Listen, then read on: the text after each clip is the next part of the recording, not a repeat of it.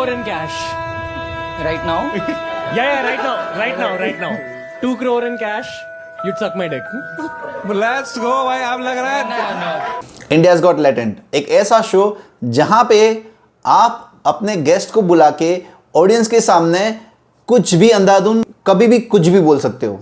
Show में guest गान भी मारते हैं, सिर्फ चाटनी नहीं होती भाई। डार्क कॉमेडी के नाम पे लोगों पे बिल्कुल बिना हिचकिचाए आप कुछ भी बोल सकते हैं। अनशंड आपको जो अच्छा लगता है बोल सकते हो, क्योंकि आपको कोई रोकने वाला नहीं है। और इसी फ्लो में आया एक दिन रणवीर, और रणवीर ने इस शो पे हमेशा के लिए ताला लगा दिया। Watch your parents have sex every day for the rest of your life. क्या हो गया रणवीर भाई को? अपने अपने पकड़ लीजिए तुरंत। Or would you join in once and stop it forever? Join in? What the fuck man? जब पाप का घड़ा भर जाता है तो फिर आपको बचाने के लिए भगवान भी नहीं आते। तो ये तो शो है और शो पूरा बंद हो चुका है। बेसिकली आप जहाँ पे भी जाते हो वो चीज बंद हो जाती है। ये कैसी बदनसीबी है? और क्या बंद हुआ है? एक स्कूल था मेरा, जल्दी बताना। हाँ, जल्दी बताऊंगा। एक स्कूल जाता था मैं, स्प्रिंगर पब्लिक स्कूल। वो होम स्कूल टाइप था, जैसे नर्सरी प्ले स्कूल टाइप। तो वो स्कूल बंद हो गया, उन्होंने अपने सारे डेस्क वेस्क किसी और स्कूल में दे दी। वहाँ पे एडमिशन करा दिया मेरा। फिर मैं उस स्कूल में गया, उसमें भी ऐसा हुआ, वो भी होम स्कूल टाइप था। फिर वो स्कूल भी बंद हो गया, उसमें उसको भी किसी में मर्ज कर दिया। फिर तीसरे स्कूल में गया। तो अब आप इंडियाज गॉट टैलेंट पे, मैं गुफा खोल दूंगा तेरी। ये बंद हो गया ना अगर भाई, तुझे तेरे अंदर ही करूंगा अगला। मेरा कॉलेज भी बंद हो गया, मैं बोनी था उसकी, कॉलेज भी बंद हो गया। और जहाँ मेरी प्लेसमेंट लगी थी वो कंपनी भी बंद हो गई। India's got latent, I mean India's got toilet, मतलब ये कोई शो नहीं है। शो के नाम पे लोगों के सामने अभद्रता और वल्गैरिटी पिरोसी जा रही थी। You know, खुद की एक्चुअली अगर मरवानी हो उसके लिए तो ओनली फैंस रखा है आपने।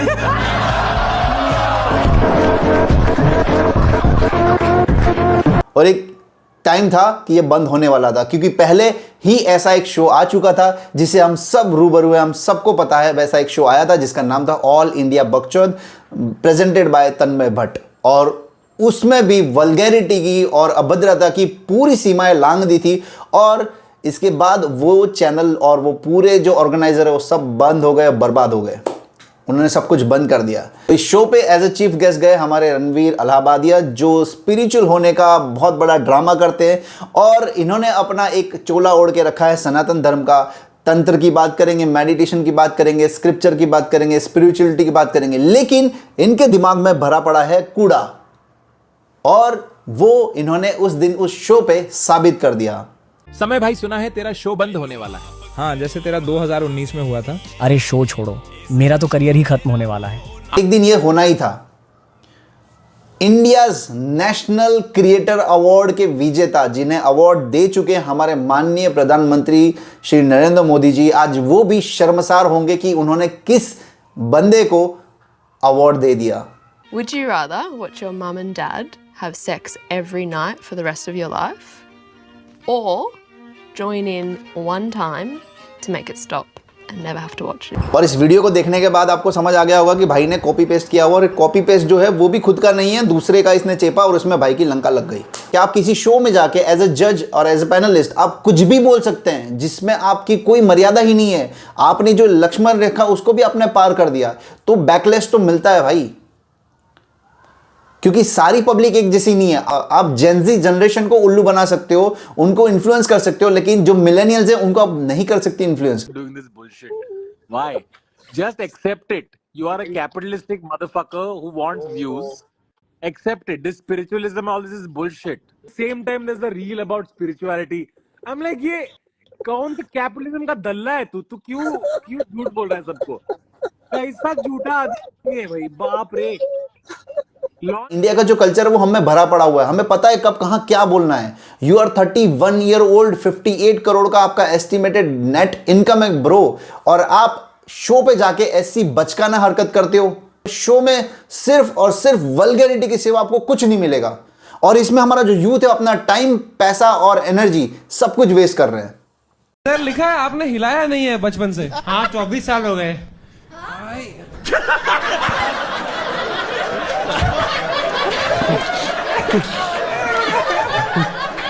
भाई, there is a lady in the front row.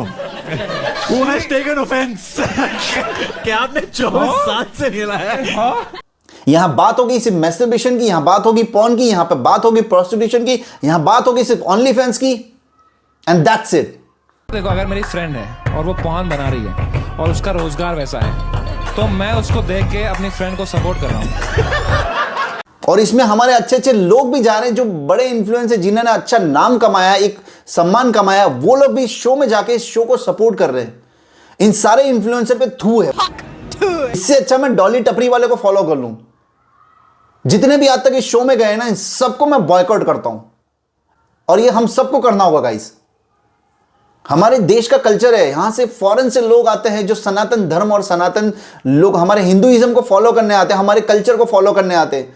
इतने इतने लोग आप देख सकते हो, इस्कॉन से लोग आते हैं, इंटरनेशनल लोग यहां पे आते हैं, कुंभ का मेला देखने आते हैं लोग। कल्चर को रिप्रेजेंट करना है हमें, ना कि हमें ये सिर्फ प्रोस्टिट्यूशन है। ये सब चीजें तो फॉरेन कंट्रीज में चल रही है, इसीलिए तो वो देश आज शांति से नहीं जी पा रहे, हम जी पा रहे हैं। हमारे पेरेंट्स ने हमें जो संस्कार दिए वो तो एटलीस्ट हमें पता होना चाहिए हम क्या कर रहे हैं।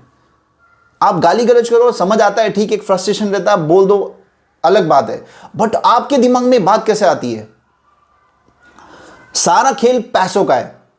रणवीर को सिर्फ चाहिए व्यूज, पैसे और कुछ नहीं। ये शॉर्टकट टू फेम वाला जो रास्ता है ना, वो बहुत ही कम समय के लिए होता है, वो आपसे कभी भी छीन सकता है। तो बिंग एज ए यूथ आपका एक ही काम है कि ऐसी चीजों से आप हमेशा दूर रहें। मैं नहीं बोलता कि आप दूध के दूल्हे आप बाबा बन जाओ, मैं नहीं बोलता, बट मैं बोल रहा हूं कि हमारे अंदर का जो इंसान है ना, उसे आप जिंदा रखिए। जिस दिन ये लक्ष्मण रेखा पार हो जाएगी, आप राक्षस हो जाएंगे।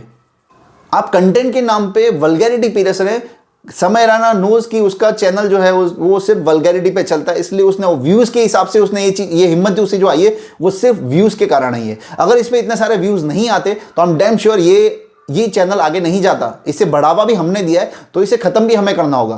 ओटीटी प्लेटफॉर्म पे आपको बहुत सारी चीजें मिलेंगी देखने को, बॉलीवुड में बहुत सारी गंदी चीजें होती है, I understand, but as a influencer हमारा काम है कि एटलीस्ट हमारा जो यूथ है वो इंडिया का इस तरह से इन्फ्लुएंस ना हो जिसमें हमारे बहन बेटी माँ बाप का नाम खराब हो और उन्हें गलत नजर से देखा जाए, उन्हें गलत नजर से देखने को सिखाया जाए।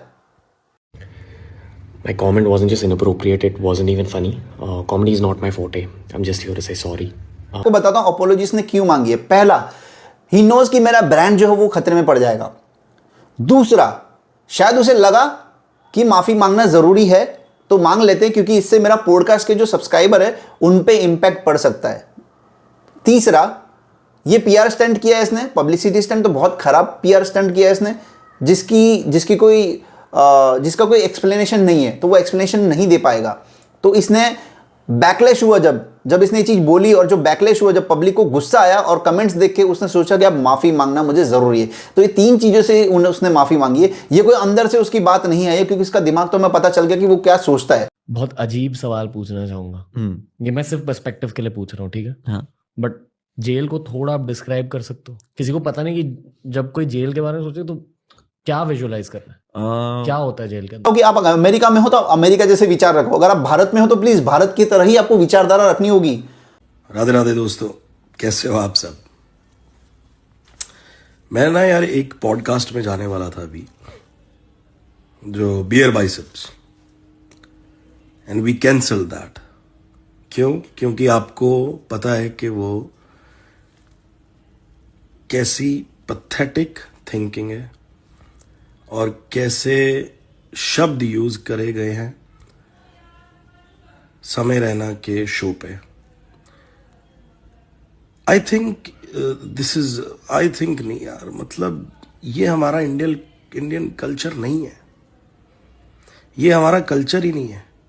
आप अपने मतलब के पेरेंट्स के कौन सी स्टोरी बता रहे हो?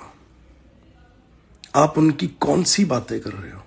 अदरवाइज ये सारी चीजें जो है वो बहुत ज्यादा इन्फ्लुएंस करेंगी लोगों को, और फिर वो बोलेंगे अरे वो रणवीर अलाहाबादी और समय रैना कर रहे हैं, हम कर रहे हैं तो क्या पाप हो गया। फिर लोग ऐसे बढ़ते जाएंगे और उसे कोई रोक नहीं पाएगा।